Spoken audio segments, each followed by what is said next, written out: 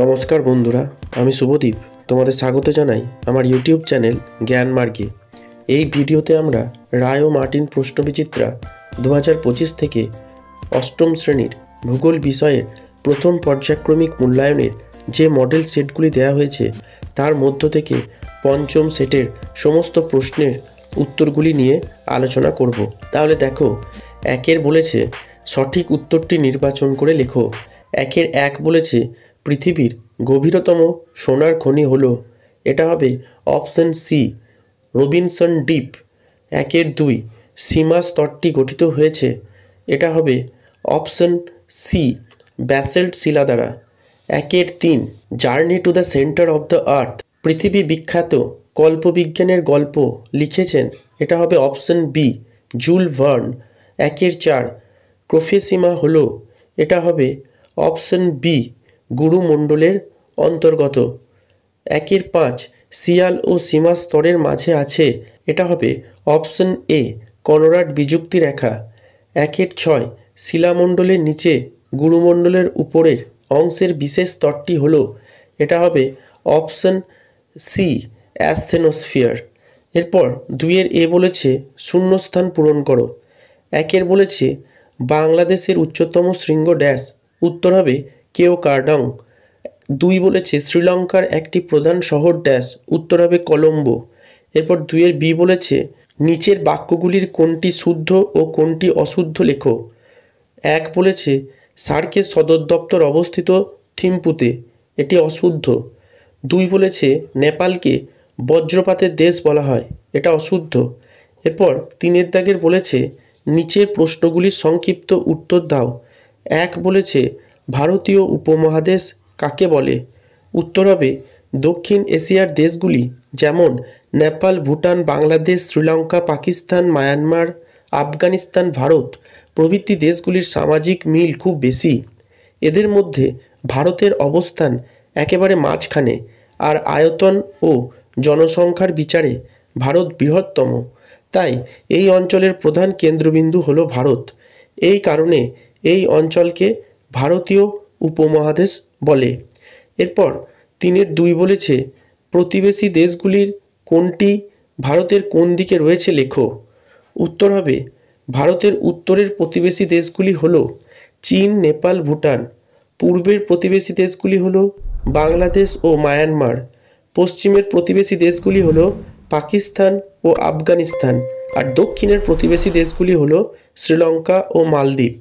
এরপর চারের দাগের বলেছে নিচের প্রশ্নগুলির সংক্ষিপ্ত ব্যাখ্যামূলক উত্তর দাও। এক বলেছে সক্রিয়তার ভিত্তিতে আগ্নেয়গিরি কয় প্রকার ও কি কি, প্রত্যেক প্রকারের সংজ্ঞা লেখো এবং একটি করে উদাহরণ দাও। উত্তর হবে সক্রিয়তার ভিত্তিতে আগ্নেয়গিরিগুলিকে তিন ভাগে ভাগ করা হয়, যথা সক্রিয় আগ্নেয়গিরি, সুপ্ত আগ্নেয়গিরি এবং মৃত আগ্নেয়গিরি। সক্রিয় আগ্নেয়গিরি, যে সকল আগ্নেয়গিরিগুলি সৃষ্টি হবার পর থেকে অবিরামভাবে অথবা প্রায়শই অগ্ন্যুৎপাত ঘটিয়ে চলেছে তাদের সক্রিয় আগ্নেয়গিরি বলে, যেমন হাওয়াই দ্বীপের মৌনা লোয়া। সুপ্ত আগ্নেয়গিরি, যে আগ্নেয়গিরিগুলি একবার অগ্ন্যুৎপাতের পর দীর্ঘকাল নিষ্ক্রিয় থাকে তাদের সুপ্ত আগ্নেয়গিরি বলে, যেমন জাপানের ফুজিয়ামা। মৃত আগ্নেয়গিরি, যে আগ্নেয়গিরিগুলি অতি প্রাচীনকালে অগ্ন্যুৎপাত ঘটিয়েছিল কিন্তু ভবিষ্যতে অগ্ন্যুৎপাতের সম্ভাবনা প্রায় নেই, তাদের মৃত আগ্নেয়গিরি বলে, যেমন ভারতের ব্যারেন। এরপর চারের দুই বলেছে মনে করো এই মুহূর্তে হঠাৎ ভূমিকম্প শুরু হলো, এরম পরিস্থিতিতে তুমি প্রথমেই কী কী করবে লেখো। উত্তর হবে ভূমিকম্পের সময় আমার করণীয় কাজগুলি হবে ক, যত দ্রুত সম্ভব বাড়ি বা স্কুলের ভিতর থেকে বেরিয়ে কোনো খোলা জায়গায় দাঁড়ানো। খ, যদি খোলা জায়গায় বেরিয়ে যাওয়া সম্ভব না হয় তবে বাড়ির মধ্যে দ্রুত কোনো টেবিল বা শক্ত আসবাবের তলায় ঢুকে পড়ব। গ, ভূমিকম্প চলাকালীন বহুতল বাড়ির ঝুল, বারান্দা, সিঁড়ি, লিফট ইত্যাদি ব্যবহার এড়িয়ে চলব। ঘ, বাড়ি থেকে বেরোনোর আগে সম্ভব হলে প্রয়োজনীয় জিনিসপত্র সঙ্গে নিয়ে নেব। এরপর চারের তিন বলেছে টিকা লেখো সিসমোগ্রাফ ও রিক্টার স্কেল। উত্তর হবে সিসমোগ্রাফ, এটি হলো ভূমিকম্প পরিমাপক একটি যন্ত্র। এর মূল কাঠামোটা খুব সরল। যেখানে একটা শক্ত ফ্রেম থেকে স্প্রিংয়ের সাহায্যে ভারী ওজন ঝোলানো থাকে এবং এর সাথে পেন আটকানো থাকে, আর একদিকে বেলনের গায়ে কাগজের রোল জড়ানো থাকে। ভূমিকম্পের সময় ওজনের সঙ্গে ঝোলানো ফ্রেমটি কাঁপতে থাকে এবং বেলনের গায়ে আটকানো কাগজের গায়ে আঁকাবাঁকা ঢেউয়ের মতো নকশার সৃষ্টি হয়। এই নকশাকে বলে সিসমোগ্রাম। একাধিক সিসমোগ্রাফ যন্ত্রের তথ্যগুলি তুলনা করে ভূমিকম্পের কেন্দ্র ও উপকেন্দ্রের অবস্থান, স্থায়িত্ব, তীব্রতা সবই নির্ভুলভাবে নির্ণয় করা যায়। রিক্টার স্কেল, ভূমিকম্পের ক্ষয়ক্ষতি ও তীব্রতার মাত্রা পরিমাপ করা হয় এই স্কেলের দ্বারা। এই স্কেলের উদ্ভাবন করেন গণিতবিদ চার্লস রিক্টার। এর সূচক মাত্রা 0 থেকে 10-এর মধ্যে থাকে। প্রতিটি মাত্রার ভূমিকম্প তার আগের মাত্রার চেয়ে 10 গুণ বেশি শক্তিশালী হয়। এরপর 5-এর দাগেরগুলো বলেছে নিচের প্রশ্নগুলির উত্তর দাও। 5-এর 1 বলেছে রূপান্তরিত শিলা ও পাললিক শিলার বৈশিষ্ট্যগুলি লেখো। উত্তর হবে রূপান্তরিত শিলার বৈশিষ্ট্যগুলি হলো ক, আগ্নেয় বা পাললিক শিলা রূপান্তরের ফলে অনেক বেশি কঠিন হয়ে যায়। খ, এই শিলা কেলাসযুক্ত হতে পারে। গ, আগ্নেয় শিলা রূপান্তরিত হলে তা আগের তুলনায় আরও মসৃণ, চকচকে ও কেলাসিত হয়ে যায়। ঘ, পাললিক শিলা রূপান্তরিত হলে তার ভঙ্গুরতা পূর্বের তুলনায় কমে যায়। ওয়া, রূপান্তরের ফলে শিলার ভিতরের খনিজের অবস্থানের পরিবর্তন ঘটে, তখন একই ধর্মবিশিষ্ট খনিজ শিলার একদিকে চলে আসে। চ, প্রচণ্ড তাপ ও চাপে রূপান্তরের সময় পাললিক শিলাস্তরের জীবাশ্মগুলি নষ্ট হয়ে যায়। এরপর পাললিক শিলার বৈশিষ্ট্যগুলি হলো ক, এই শিলাস্তরে স্তরায়ন লক্ষ্য করা যায়। খ, এই শিলাতেই একমাত্র জীবাশ্ম দেখতে পাওয়া যায়। গ, এই শিলার সছিদ্রতা ও ভঙ্গুরতা বেশি। ঘ, এই শিলার প্রবেশ্যতা বেশি। উয়া, এই শিলার ক্ষয় প্রতিরোধকারী ক্ষমতা বিভিন্ন রকমের হয়। চ, এই শিলায় কয়লা, খনিজ তেল, প্রাকৃতিক গ্যাসের ভাণ্ডার গড়ে উঠতে দেখা যায়। এরপর 5-এর 2 বলেছে শিলাচক্র একটি চিত্রের মাধ্যমে ব্যাখ্যা করো।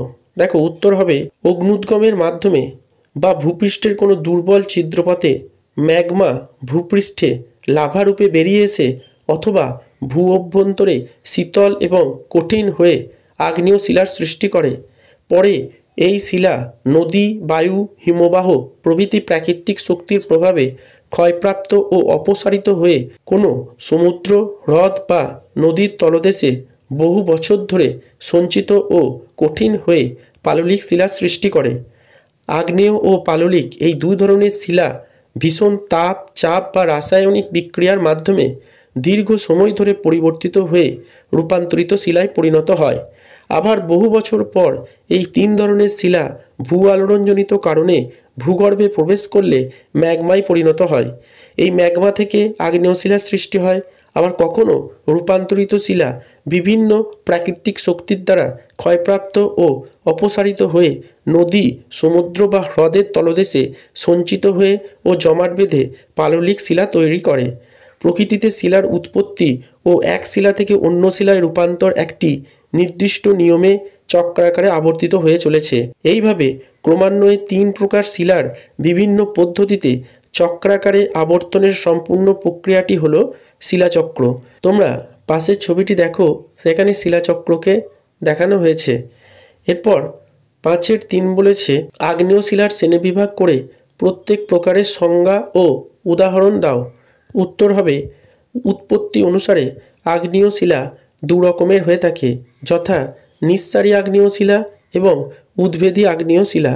নিঃসারী আগ্নেয় শিলা ভূগর্ভস্থ ম্যাগমা প্রবল চাপে ভূত্বকের কোনো দুর্বল ফাটলের মধ্য দিয়ে ভূপৃষ্ঠে লাভারূপে প্রবাহিত হয়ে শীতল ও কঠিন হয়ে যে আগ্নেয় শিলার সৃষ্টি করে তাকে নিঃসারী আগ্নেয় শিলা বলে, যেমন ব্যাসল্ট। উদ্ভেদী আগ্নেয় শিলা ভূ অভ্যন্তরের গলিত ম্যাগমা ভূত্বকের দুর্বল ফাটল বা ছিদ্রের মাধ্যমে ভূপৃষ্ঠে পৌঁছাতে না পেরে ভূ অভ্যন্তরেই ধীরে ধীরে শীতল ও কঠিন হয়ে যে শিলার সৃষ্টি করে তাকে উদ্ভেদী আগ্নেয় শিলা বলে। অবস্থান অনুযায়ী উদ্ভেদী আগ্নেয় শিলাকে 2 ভাগে ভাগ করা যায়, যথা পাতালিক শিলা ও উপপাতালিক শিলা। ভূপৃষ্ঠের কাছাকাছি ম্যাগমা ভূ অভ্যন্তরের কোনো ফাটল বা ছিদ্রপথে ধীরে ধীরে শীতল ও কঠিন হয়ে জমাট বেঁধে যে উদ্ভেদী শিলার সৃষ্টি হয় তাদের উপপাতালিক শিলা বলে, যেমন ডোলেরাইট। পাতালিক শিলা, ম্যাগমা যখন ভূ অভ্যন্তরের একেবারে তলদেশে অতি ধীরে ধীরে শীতল ও কঠিন হয়ে উদ্ভিদী শিলার সৃষ্টি করে তাদের পাতালিক শিলা বলে, যেমন গ্রানাইট। এই ভিডিওটা দেখে উপকৃত হলে অবশ্যই একটি লাইক করবে, কমেন্ট করবে এবং বন্ধুদের সাথে ভিডিওটা শেয়ার করবে। আর চ্যানেলটিতে নতুন হলে অবশ্যই সাবস্ক্রাইব করে পাশে থাকা বেল আইকনটি প্রেস করে দেবে, যাতে পরের ভিডিও নোটিফিকেশন তোমরা সকলের আগে পেতে পারো। ভিডিওটা সম্পূর্ণ দেখার জন্য ধন্যবাদ। নমস্কার।